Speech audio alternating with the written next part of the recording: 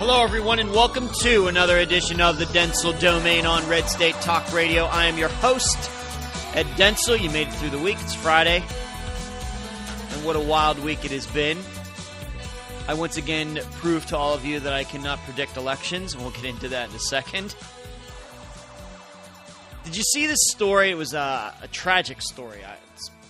It's like a week old or something now, but I don't think I brought it up. Was the death of this Star Trek actor Anton Yelchin, who had been Chekhov in the newer Star Trek movies, the last two movies, and then he has a role in the upcoming Star Trek movie that will be here in July. I think it's called Star Trek Beyond. And he had pulled out of his house that has a gate, and there's like a kind of a hill that he had to pass, and he stopped on that hill, got out for some reason out of his Jeep, went back to the gate, I don't know if to check his mail or to do something, and the car drifted back and crushed him between the car and this brick wall and the gate. And in fact, on TMZ and other places, you can see the picture of the damaged gate and the damaged wall. It looks like the car must have been moving at a decent rate of speed. It must have picked up its momentum pretty fast. It was this decently steep hill, and Jeeps aren't light cars. And he was crushed in between the two. What a bizarre way to die. Unbelievable. Just unbelievable. Do you think he saw it coming? Maybe not. You would like to think that if he turned around, that it was a few feet away, that might have been able to jump out of the way, but maybe not. And then he was supposed to be going somewhere, and he didn't get there, and people were concerned, where is he? And they went and found him. I think the police or his friends found him crushed between his car, dead. And I'm wondering, did he die instantly, or did he slowly die? I don't know. It's just one of the more bizarre ways that I've heard a person die, not just a famous person, but any person die recently. So I just can't imagine it. Now you find out there's a recall with these Jeeps, that people think they're in gear and they're not.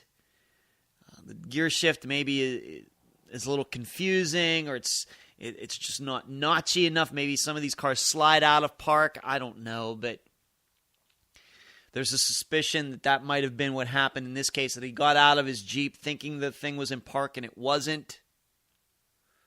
And what I'm thinking is, why wouldn't it, as soon as he takes his foot off the brake, if it's not in park and he takes his foot off the brake, why doesn't it start going back immediately on such a steep incline like that? Hard to say. I guess they're going to look into that. So there's going to be a lawsuit there, guaranteed. So rest in peace, Anton Yelchin. I really liked him as Chekhov in the movies. I thought he did a fine job, and I'm a big Star Trek fan. One more thing before we get started. Trivia started. New season started yesterday. We came in second. We were first going into the final question, and unfortunately, we didn't know the final question answer. Only one team did, and that team passed us up. Did you know that Rudyard Kipling's given real first name was Joseph? One team knew that. We didn't know it. And so we started out this season with a second place, and we'll take that. Given all the problems we had with final questions in the last trivia season, we'll take this second happily. So let's get to the show. I mentioned to you that I just can't get these elections right, can I? If you've been listening to me for a long time, of course, going back even to the days well before Red State Talk Radio, that I thought John McCain would win. Of course, he got crushed. Thought Mitt Romney would win. I was one of those people that got caught up in all those skewed polls. Missed that prediction as well. And then with this, I don't quite feel as bad missing this prediction, because it seems most people did. And I think once again we're seeing that good polling is harder and harder to find. That all of the polls leading into this Brexit vote were saying that the Remain people were going to win, not in a huge, crushing defeat to the Brexit people, somewhere around 55-45, 54-46, something like that. And instead, just to round off the numbers, Brexit, the people who wanted to exit the EU, won last night 52-48. And if you were following it as the votes were counted, and I like I said, I'd gone to trivia and come home and was watching as the votes were tallied, it was pretty much like that all night. There was a variation, of about 0.5% this way and that way. And it wasn't like Remain started out with a big lead and then lost the lead, or Exit started out with a big lead and it got closer as the night went on. It was just this steady state of about 51-49, 52-48 all night. And I have to say I'm surprised after everything I said yesterday. Now, let's not get too crazy about this. I see people on both sides of this already getting crazy. We can see the people who wanted to remain, whether it's actual British people or Americans or any other country's citizens who wanted Great Britain to remain in the EU, getting all crazy about it. This is the end of the world. Likewise, you have people, conservatives in the United States, people who I would identify with, who are going to say this is a win for democracy with a bunch of exclamation points and power to the people and all this. And I'm not so sure that it's that either. And I think that if it would have been the opposite way, had Remain won 52-48 last night, that the Remain people would have said a new dawn of democracy and freedom and unity and equality has dawned, a new dawning of all of this in Europe. And then the Exit people would have said this is the end of the world. And either way, it's none of that. Now, you look at what the stock market's doing today, and you'd think something else, and I will get into that before this is all over. You have to understand some things about this. Is that technically, when I was talking about it yesterday, the European Union, what I think about the European Union, to me, as a 45-year-old, really, to me, the European Union, as we understand it, started in 1999 when they decided to go to the euro as the currency. No more Deutschmarks, no more French francs, no more lira. All of that was gone. You don't find those currencies in Europe anymore. It's all the euro. And then you go to Ireland, same way. But England has, and Great Britain has decided to stay with the pound, even though the rest of all those countries that are in the EU pretty much use the euro. So, once again, Great Britain has not entirely been a part of the Union. Now, if you really want to get technical, the European Union as a word goes back several decades. And it has to do with after World War II and trying to make nice in Europe so they don't go to war every 20 years. There's World War I, and then there was World War II. And, of course, the history, even before World War I, of the British and the French not liking each other. Remember, the French were on our side in the Revolutionary War, and they wanted to do that because they hated the British, and they finally patched things up, and they were allies in World War I. There have been a lot of confrontations and wars and disagreements between all of those countries over there. Sometimes involving Germany, sometimes not. And the European put up this trade association that kind of started in the 40s into the 50s, was supposed to be a way to stop that stuff. They could still have their borders. And at that time, there was the Eastern Bloc countries that were still part of Europe, Hungary, Poland, that were behind the Iron Curtain.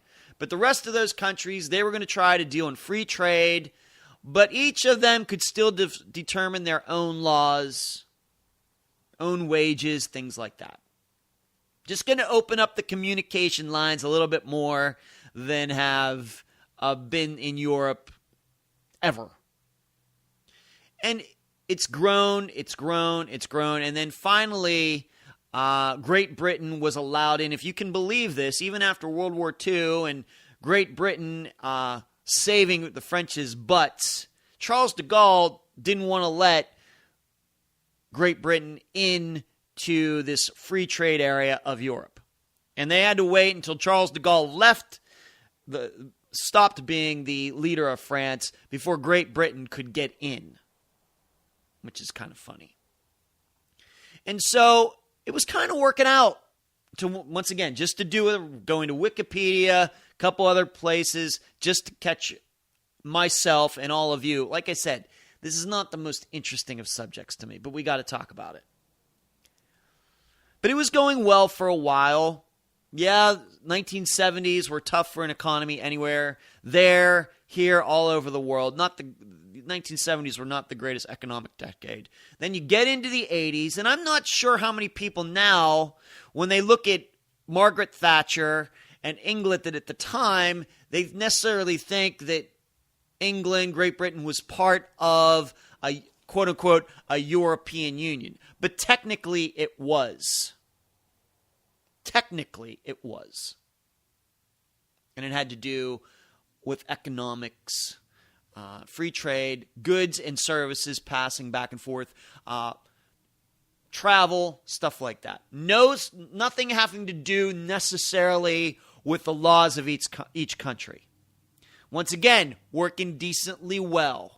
Gets into the 90s, still working decently well. The fall, you get all of these other countries, the Eastern Bloc countries that aren't a part of the Soviet Union anymore. They're a part of this, working decently well.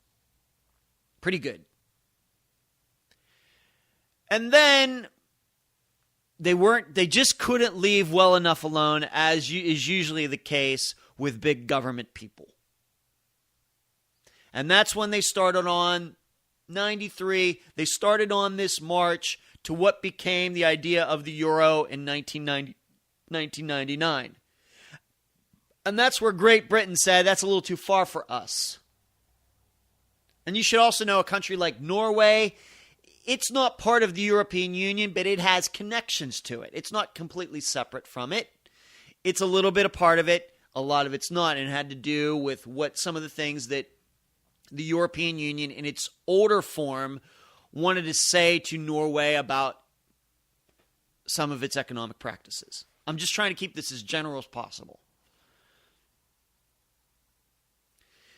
But so everybody was getting along until the bureaucrats stepped in and they started they put together a commission, a bunch of bureaucrats,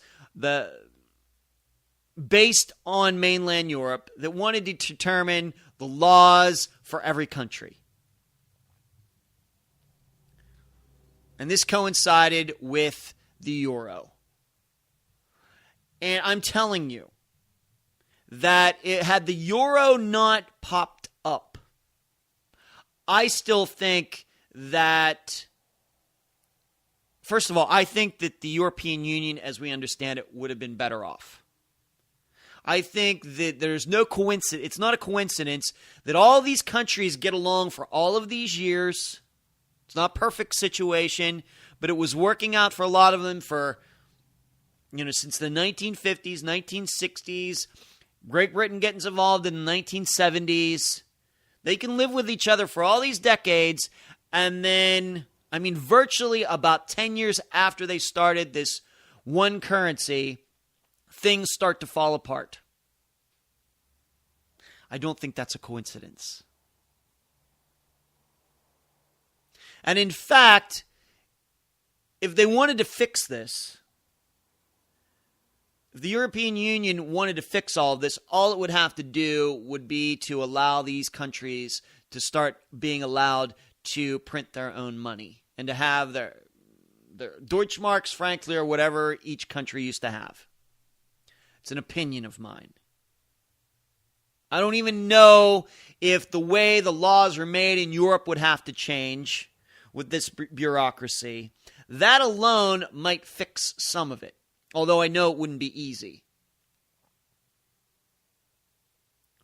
Now, I ask you, that's what I think is going on from an economic point of view, doing a little research.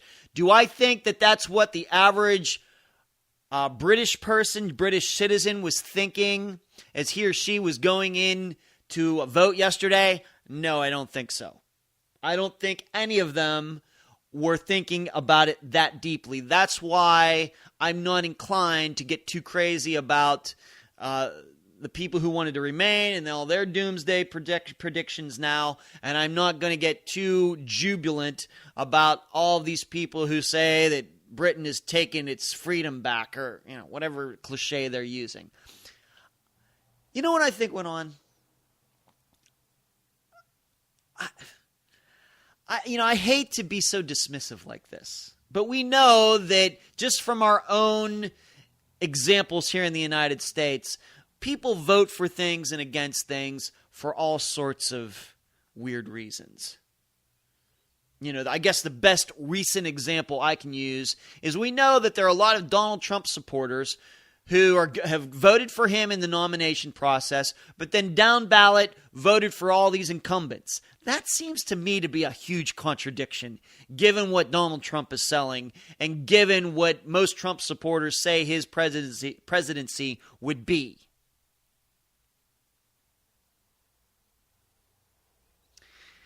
It could be that the British people just decide maybe we need to try something else. And I'm sure that each side was dishing out its fair share of propaganda during the run-up to this election yesterday. The Brexit people, the exit people were saying, you vote for exiting the European Union and everything's going to be great. And the Remain people saying, if you leave, it's going to be terrible. Neither is necessarily true. And keep in mind, the vote was very, very close. For all intents and purposes, the British people are split almost right down the middle, 50-50 regarding this. And maybe just shows how polarizing it can be. And it's not like there was like a third option. This wasn't like a regular election where it's either Hillary Clinton or Donald Trump, and then you have Gary Johnson and all these other parties that, if you feel like voting, you could vote for. This was either yay or nay. And it still came down to almost 50-50. I do think, as I said yesterday, I think immigration is another big part of this. And there was a poll showing or study showing that the people who in the area of Dover, which is the area where the Channel Tunnel opens up. There's that railway, I think that was featured in the first Mission Impossible movie. That's what I think about these things. That tunnel between France and England opens in an area of England called Dover. In Dover, 60% of the people wanted England to leave the EU. And of course, that's a place that would be most connected in England to people coming to England. That should tell you something as well. But still, 40% of people in Dover, despite the immigration issues that Great Britain has, still wanted Great Britain to remain.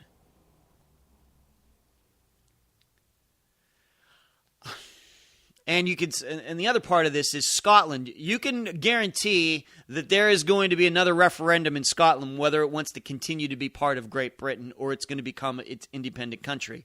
Because an overwhelmingly a lot, I think it was 60-some% of people in Scotland wanted to stay in the EU. All right, that spells trouble for Great Britain as we understand it. Same way with Northern Ireland. They wanted to stay a part of the European Union as well, whereas England as we know it, and I just use that term, a general term instead of Great Britain, but because I'm a stupid American. But Wales went along with England saying, yeah, it wanted to exit, and it should be known that the London area of England wanted to remain a part of the EU as well. So, and if you don't know this, Scotland is a huge socialist country. It is much more unified, can I put it that way? The glamour of unions, the glamour of economic equality still lives in Scotland quite well. And so what you see by breaking that all down is that the real lefty parts of Great Britain wanted to stay in the EU, and the not-so-lefty parts of Great Britain wanted to leave, because as I've told you, there aren't really that many conservatives in England. Certainly not enough to turn an election one way or the other. So once again, don't start thinking that suddenly 52% of Great Britain thinks like we do, thinks like us as conservatives here in the United States. Don't even start thinking that, because it's not true. And that's one more way that I think that American conservatives are misreading this.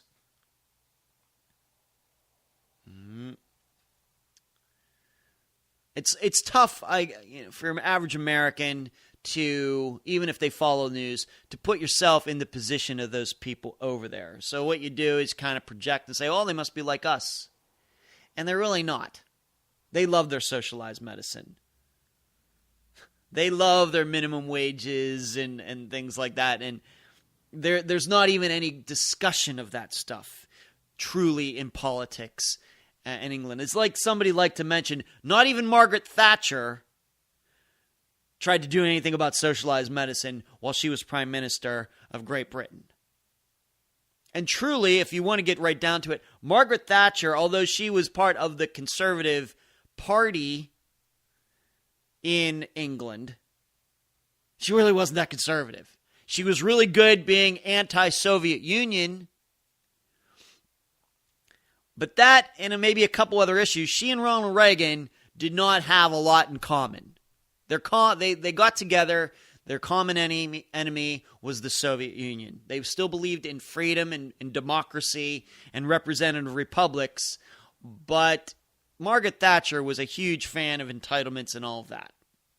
All right, so let's just get that out of the way.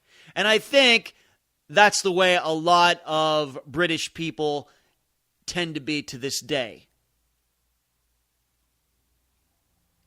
They don't want to be ruled by a dictator, but they want all of their government benefits too.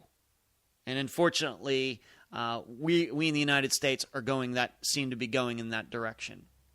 So getting back to Scotland, that's going to be a problem. That's going to be a problem today. And it sounds to me like that Scotland will have another referendum in 2018. And dare I say it, this time, I think Scotland will successfully separate from England. Now, how am I supposed to feel about that? I think that they should stay. For the exact opposite reasons that I thought that England and Great Britain should leave the EU. It's going to make it very difficult. Scotland's up there on the northern part of the island, away from all those European Union countries, and if England itself isn't going to be a part of the European Union anymore, it's going to be difficult. They're just going to have to figure it out, I guess. Now, David Cameron, He was the guy. I guess the funny part about all of this is that this didn't all have to happen. And in fact, the way I read it, it's almost like this is something that he had been talking about for a while. And he said he made a promise a few years ago that he would eventually allow the people to vote regarding this referendum, whether England should stay and Great Britain should stay in the EU or not. There wasn't that, there's been a movement to get out of the EU for a long time, but I don't know how many people ever took it seriously. Then David Cameron had to come out and say that, and everybody perked their ears up and said, what? Is he serious? Does he really want to do this? And I think, maybe at the time, and I think I read that this started happening in 2012 when this was brought up by David Cameron, Prime Minister of Great Britain, that he figured there'd be a vote, it would reestablish, it'd be a decisive vote, maybe 60% of the people that want to remain, and then the question would be answered, and that would be that. And he kind of stepped in it. He gave his opponents, and it should be known that his political party, a lot of those people who probably voted for him probably also voted to exit the European Union, which also makes this all kind of funny. So this vote never had to happen, but as soon as he brought it up, people held him to his word. And it happened. And now he's going to be leaving. He announced today that he's going to be stepping down in October, and they will have another vote for prime minister. And as you know, I don't understand that whole parliamentary system, and I'm not going to study it. But safe to say, come November, you're going to have a new prime minister in England. And it seems to me an early front runner would be the former mayor of London. And I forget his name. Was it Boris Johnson, maybe? Johnson, I think, is his last name. He's seen as maybe being one of the front runners to lead Great Britain. Good luck with that. It's going to be a tough job. Now, you should know something. Just because the people vote doesn't mean automatically that they're out of the EU. It's going to take a little while. There's something called Article 50 that explains how this is all supposed to be done if a country wants to leave. And it's going to take a couple years. And I think what's going to happen is there are eventually going to be some negotiations. Yes, Great Britain is going to leave. But maybe I should go in a little different direction. Let's put it this way. It was really easy for, I think, these British people to vote against the EU simply because they aren't connected to Europe. It was an advantage to those people who wanted to exit the European Union that the English Channel exists. And it's always what has kept England, Great Britain, a little separate from what goes on the actual continent. I dare say it, if England was still as large and had as many people, but was in the middle of Europe, let's say it took the place of where Austria is, or where Switzerland, and as you should know, Switzerland, it's not part of the European Union. It's just this little country that still has its own currency and just does its own thing. But it doesn't have a lot of people. But if England, Great Britain, all of it, were in the middle of Europe, I think that the people would have a much stronger desire to stay in the European Union. That they are so much separated from it And that to get there, people have to get on a train and go under the water or take a boat or take a plane, and they just can't jump in their car and go, I think made a huge difference in this election. And I think that's one more reason that geography does matter. It does. But I got to go to the break. I want to continue to talk about this after you've been listening to the Dentzel Domain on Red State Talk Radio. The voice of American conservatism. WRS Digital, Red State Talk Radio. And we are back at the Dentzel Domain on Red State Talk Radio. I want to continue to talk about this. I think we can learn a lot about this in the United States. And I know there's the thinking out there that this means a lot of good things for Donald Trump. And I'm going to try to get to that before the show is over. But I getting back to, like I said, the geography matters. If England, Great Britain is in the middle of Europe, this probably doesn't happen. I'm not saying there still wouldn't be people that wanted to get out of the EU, but I think that people would be more familiar with living with it all around them. You'd have France on one side, France to the west, Germany to the north, Italy to the south, these other countries to the east.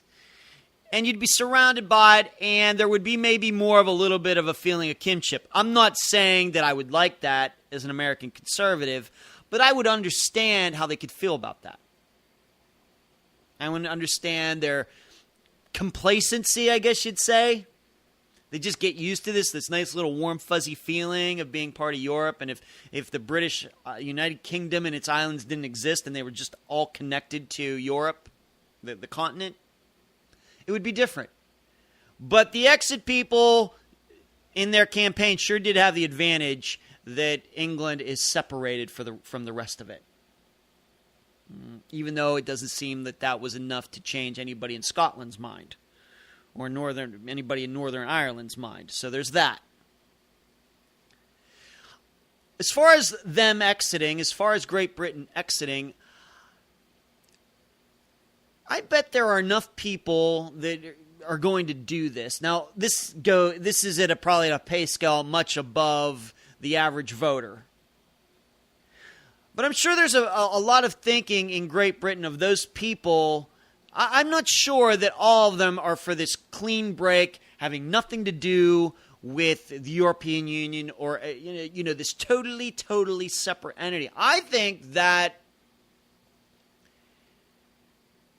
a lot of these people who are going to head this up and who are going to be responsible for this probably would be happy if they could just go back to the way it was in the early 90s or into the 80s, where they're still part of the trade stuff, but those laws being made in Brussels or The Hague or wherever the EU is run, those people just have to lay off, man. I think that the people of Great Britain who voted for the exit, I think would be perfectly fine with that. The problem is, and this goes to the leadership of the EU, I don't think that they're going to be happy with that. I think that now that this vote has been taken, I think that they're going to be more inclined to punish Great Britain for what it's done. And I think that they'll take great delight in 2018 if and when Scotland separates and then becomes part of the EU. I think that the people who run the EU will they'll be throwing parties when that happens, because that'll cause some difficulties between England and Scotland, and actually the country of England. So I think that this is just I believe this is the start of something, and it's all going to have to do with egos. I don't think that the European Union is going to say, "Oh, you want to leave? Okay, sorry, it didn't work out. Yeah, we'll work with you. We'll try to make it easy for you. And now that we're going to be disconnected in all these different ways, nice knowing you. But it's not going to be, it was fun being neighbors, but we realized your people made a decision and we respect it. It's not going, don't get wrong. We still think we're right, but we understand your people voted that way and you're going to try that out. And if somewhere down the road your people change their mind, they want to join back in, you can come back. no big deal. It's not going to be like that, people. In fact, I can see that the European Union and the people who run it will probably try to start making it even more difficult for these countries to leave. And that's the domino effect. Will other countries, and not an island across the English Channel, but actually countries on mainland Europe, will they start wanting to exit? And this goes back to thinking about it in terms of Great Britain being in the center of Europe instead of being an island. What happens if Austria, which is right smack in the middle of all of that, decides to get out? And suddenly borders go up around that country, and suddenly any trucks that are going through there have to show their papers to use Austrian roads to get to Germany, or going south, going north. Because I don't see France leaving. I don't see Germany leaving. The concern are those, what you would call lesser countries. Am I allowed to say that? Who may be not so connected to the European experience, maybe like those former Eastern Bloc countries. That's what the European Union is probably thinking about today. I'm not saying they forgot about what Great Britain did yesterday, but their eyes aren't so much on Great Britain anymore. They're starting to take a look. They're starting to talk to their representatives in all these countries that on the fringes that might start thinking about leaving. And that's why the European Union is going to make it very difficult on Great Britain, because it's going to use it as an example to show, hey, you leave the European Union, this is what's going to happen to you.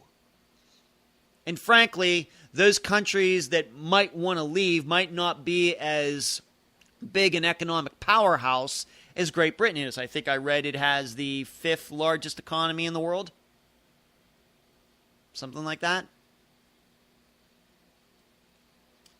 And so it can kind of survive on its own, although I know that its currency is taking a pounding, and there are going to be other issues as everybody tries to figure this all out. But imagine if you're just some country that's only been dealing with democracy for 20-some years, and in fact you have a lot of people who can remember when the Soviets were still in charge.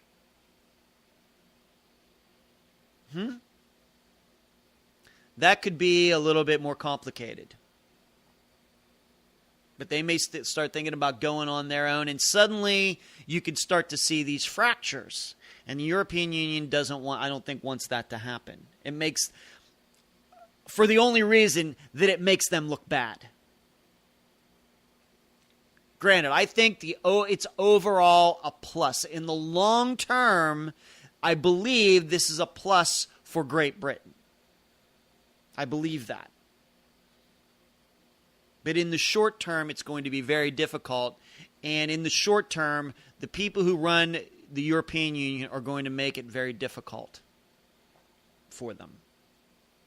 Now, I don't think that the European Union would be able to do that forever. But it would be just to send a message.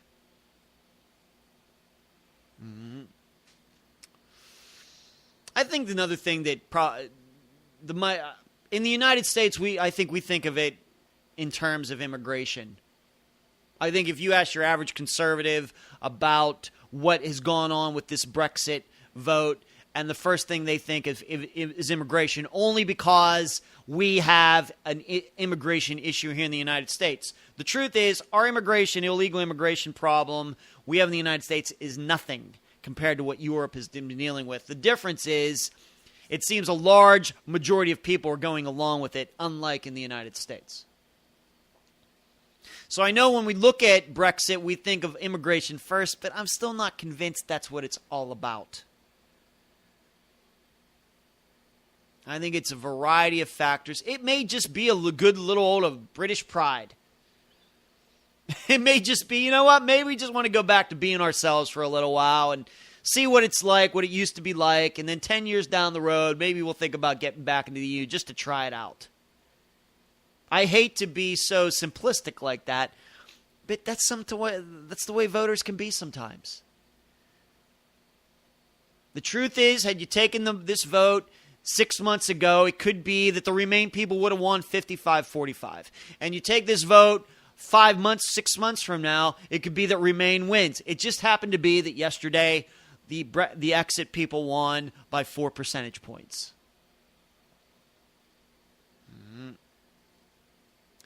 So I just don't think that it's going to be difficult. It's going to be difficult for the European Union, too, because they're going to have to start covering their butts on all this.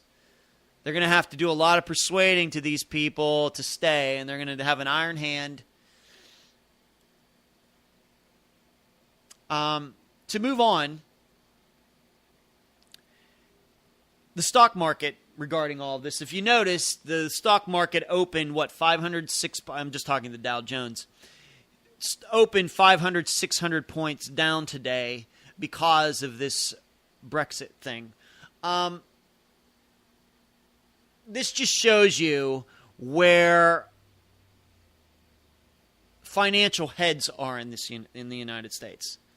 The liberals would have you believe that Wall Street is run by a bunch of greedy capitalists who are just doing it for themselves and everything. Well, I can tell you this.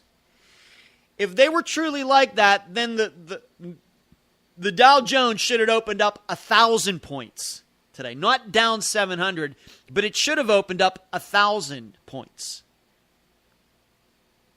That it opened down shows you that Wall Street likes the European Union. It thinks that it's a good idea. And also, Wall Street likes not a lot of ripples in the world. And I know that makes sense, but sometimes what happens if there is a ripple that actually causes more freedom to exist? What happens if a country gets its economic freedom back and suddenly the people, the citizens in that country become more connected to their leaders because those leaders don't have to take cues and coercion from people on another continent across the English Channel? Putting that all together, that would seem to me to be really good for the world. The funny thing is, Wall Street doesn't see it that way. Why? Because what liberals don't like to talk about is mainly Wall Street is run by a bunch of Democrats. Not necessarily huge left-to-the-left leftists,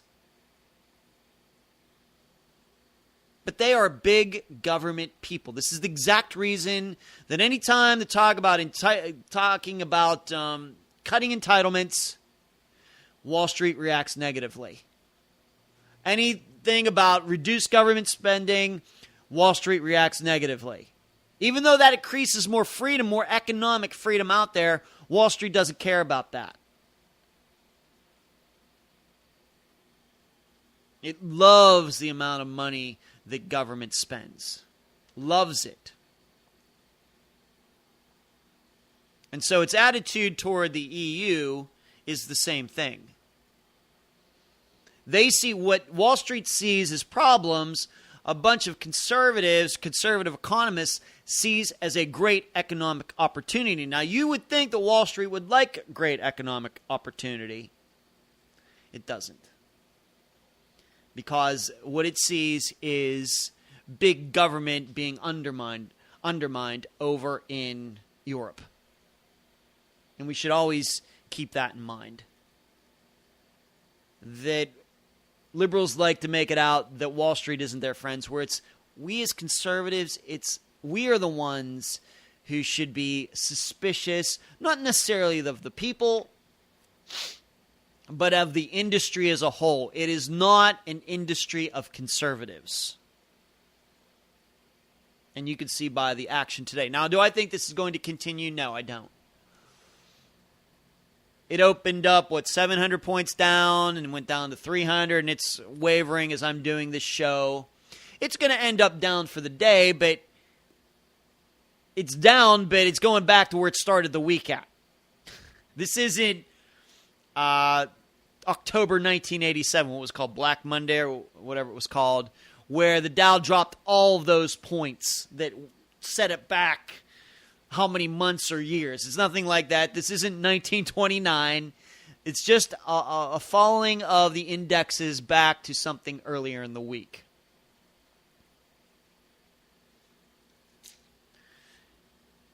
And the reason it had been going up this week, because the idea was that the Brexit people were going to lose. Once again, Wall Street reacting in a positive way to big government. Whereas you would think in a true free market economy, laissez-faire, that if there was a rumor that some big country, a friend of ours, was going to be leaving some huge bureaucracy, if the polls were exactly the opposite, that the Dow should have been going up. Instead, it was going up because England, it was thought, was going to remain. It's all so topsy-turvy.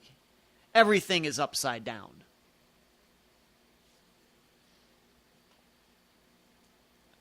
So, once again, this is a topic.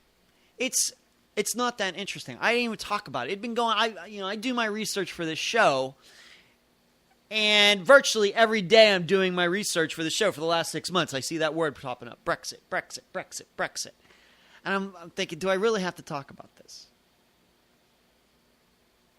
I think that eventually this is going to work itself out. I personally hope that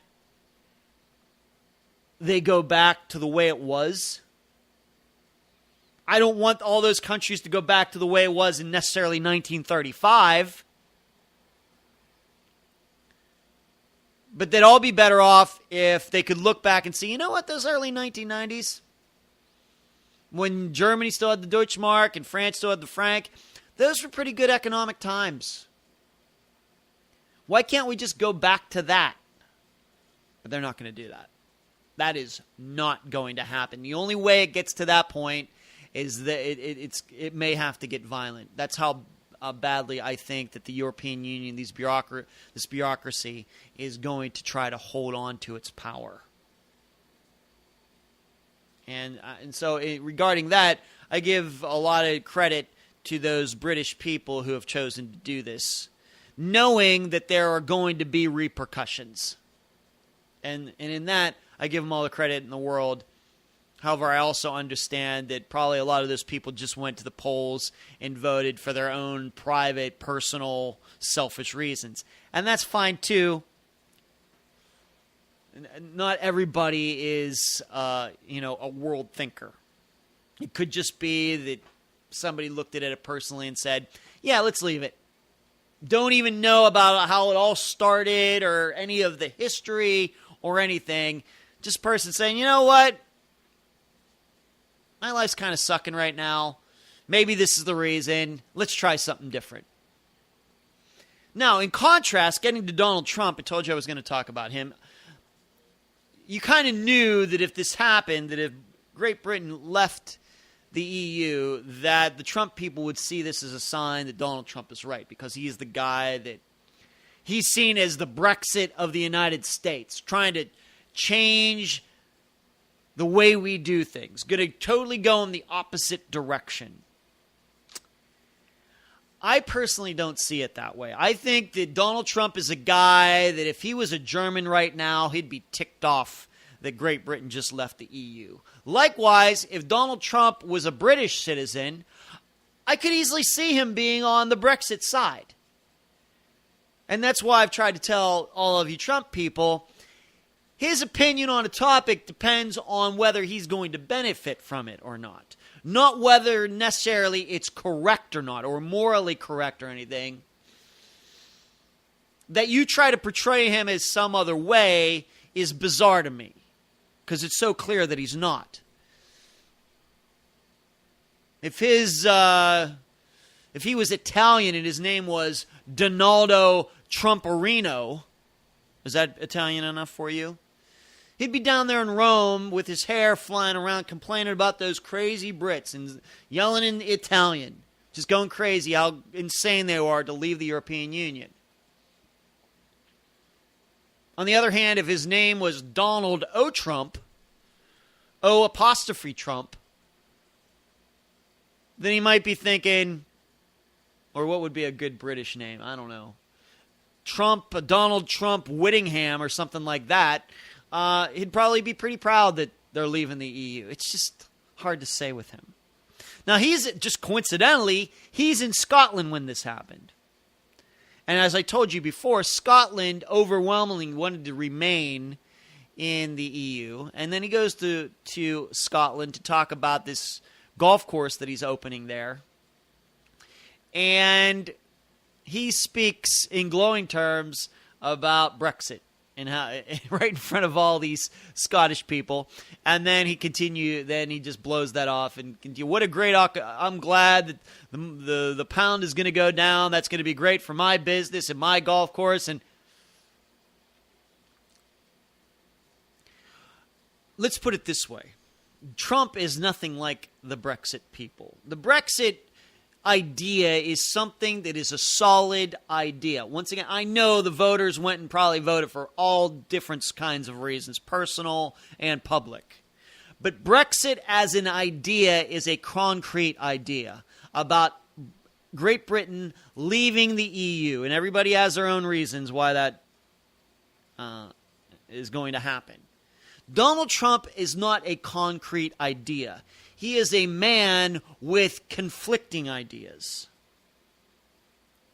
And in fact, dare I say it, if Donald Trump would have been in charge of the Brexit idea in England, probably today Great Britain would still be a part and would remain a part of the EU. That's how popular I think he would be in Great Britain trying to market that idea. That's what I think. The truth is that the people who led this charge, Nigel Farage, is that how you say his name? Not a huge fan of him. He sounds like a little bit of a kook once in a while to me. Sometimes he sounds like, I forget our woman, Le Pen in France, a little bit like that. Conservative once in a while, but then just totally goes off the deep end and wants me like I'm glad I'm in the United States, I'm not near them. That kind of feeling. These anti-EU people have been working at this for a while.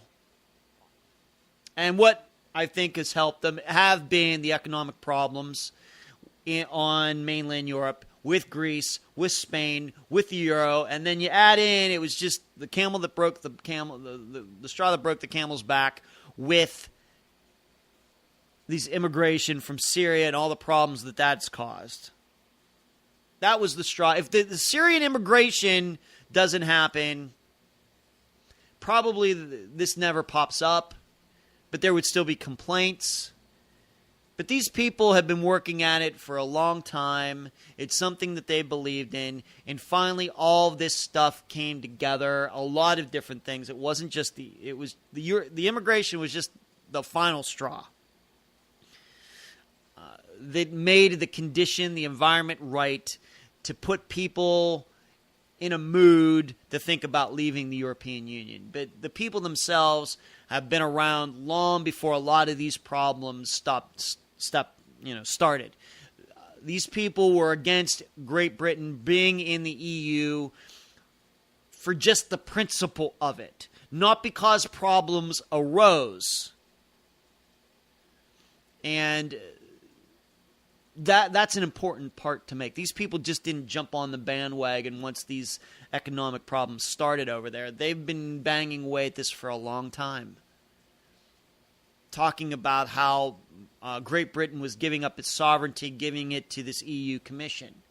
Even if the EU Commission was making every perfect decision in the world, just the principle of it was wrong, which is something that I think gets covered up in all of these problems that have happened. The principle of the EU is wrong. It doesn't matter whether problems happen or not. And maybe that's a discussion I need to have on Monday because I've run out of time. You can go to edwarddentzel.com where you can find my old Red State Talk radio shows. You want to see what I've been talking about for the last couple years. You can go to SoundCloud, Podbean, Podomatic, and YouTube to also find my shows. You can find me on Facebook. You can find me on LinkedIn. You can email me at edwarddentzel@reagan.com, Twitter, Dentzel Domain. You can check out my other show. I'm going to be recording a couple new shows this weekend for America's Missing Podcast with my co-host Melissa Bridges. Can't wait for that. I hope you all have a great weekend. You've been listening to the Dentzel Domain on Red State Talk Radio.